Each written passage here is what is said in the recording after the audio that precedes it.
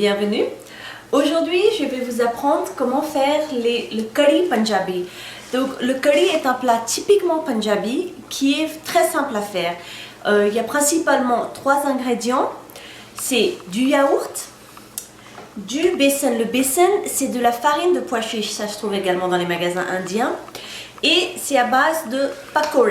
Donc les pakore, si vous avez déjà mangé dans un restaurant indien, ça vient également en entrée avec les samosas.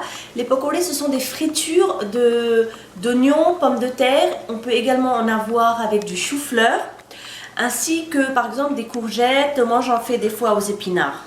Donc la première étape pour faire le curry, ça va consister à faire les pakore. Souvent, je me suis posé la question, parce qu'on entend, que ce soit en anglais ou en français, les gens dire un curry de chicken ou un chicken curry ou un curry de poulet. Curry, en fait, ça ne veut rien dire parce que dans la cuisine indienne, il n'y a pas de plat spécifiquement que nous appelons curry. Le seul qui se rapproche, à ma connaissance, c'est ce qu'on appelle le curry. Et c'est un plat bien particulier du Punjab. Et je me demande si justement le mot curry, que ce soit en français ou en anglais, dérive de curry. Donc ce que je vais faire, c'est que je vais vous montrer donc les ingrédients pour les pakore. Comme je vous le disais, il nous faut de la farine de pois chiche. Il nous faut des pommes de terre, un oignon, un morceau de gingembre, un piment vert. Et pour ce qui est des épices, il va nous falloir du sel, du piment de Cayenne. Et ça, ce sont les graines d'origan qu'on appelle également le ajwain. Donc pour ce qui est de la farine de pois chiche, j'en ai besoin une tasse. Comme vous pouvez le voir, cette farine, c'est exactement comme de la farine de blé, ça a la même consistance, sauf qu'elle est de couleur jaune pâle. Donc ce que je vais faire, c'est que je vais en verser une tasse dans mon pot mesureur. Je vais préparer la mixture. Donc ça, ce que je vais faire, c'est que je vais le mettre dans mon pot. Et je vais y ajouter mes épices. Une demi-cuillère à café de piment de Cayenne. Une cuillère entière à café de graines d'origan. Et une cuillère à café de sel. Ensuite, ce que je vais faire, c'est que je vais couper mes légumes et ensuite je vais les mélanger à cette farine de pois chiche. J'ai émincé mon oignon, mes pommes de terre, le gingembre et le piment vert. Donc j'ai également pris 3/4 de la tasse d'eau. Et ce que je vais faire, c'est que je vais commencer par verser mon émincé de gingembre, ensuite le piment vert. Et je vais ajouter l'eau. Je veux avoir une pâte à consistance liquide, mais qui sera épaisse. Donc, il ne faut pas qu'elle soit trop liquide. Il faut qu'elle soit suffisamment épaisse pour pouvoir recouvrir les légumes. Donc, je vais bien fouetter ça. Et je vais ajouter mes légumes. Je vais ajouter maintenant mes pommes de terre ainsi que mes oignons. Et continuer à mélanger.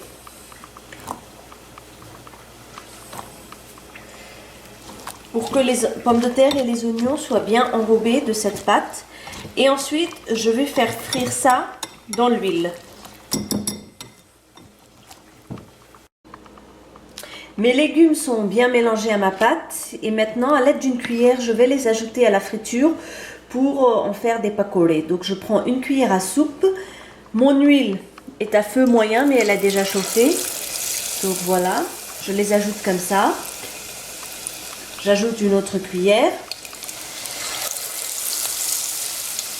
Et je vais vous montrer ce que ça donne. Ça donne comme ça des pakore que nous allons laisser dorer. Vous voyez comme ça, nous allons les laisser dorer. Et ensuite, je vais les sortir. Donc ça sera l'étape 1. Les pakore peuvent se manger tels quels, une fois cuits, pour un snack, un goûter. Sinon, on peut également les ajouter, comme je vous le disais, dans un plat punjabi qui s'appelle le curry.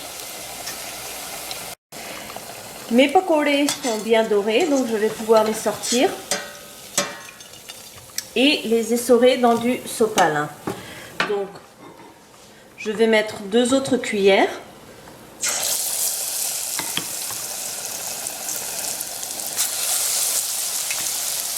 Voilà. J'attends.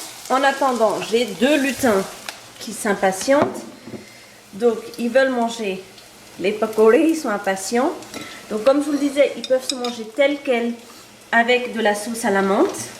Et l'un des deux aime avoir la sauce à la menthe mélangée avec du yaourt nature. Donc, je lui mélange comme ça. L'effet est d'adoucir le piment vert. Voilà. Et je vais pouvoir aller leur servir. Voilà, les pakordés sont prêts. Bon appétit! Maintenant que les pakordés sont cuits, nous allons pouvoir passer à la suite et faire le curry. Donc, comme je vous l'expliquais, le curry. Et pour ça, nous allons avoir besoin d'une cuillère à café de ghee. Donc, je vais prendre une cuillère à café et je vais le mettre à chauffer dans ma casserole. Pendant que le ghee va délicatement fondre, ce que je vais faire, je vais vous montrer le reste des ingrédients. Vous allez avoir besoin d'un quart d'une... Donc ça c'est une tasse, donc un quart de tasse avec de la farine de pois chiche ou encore besan.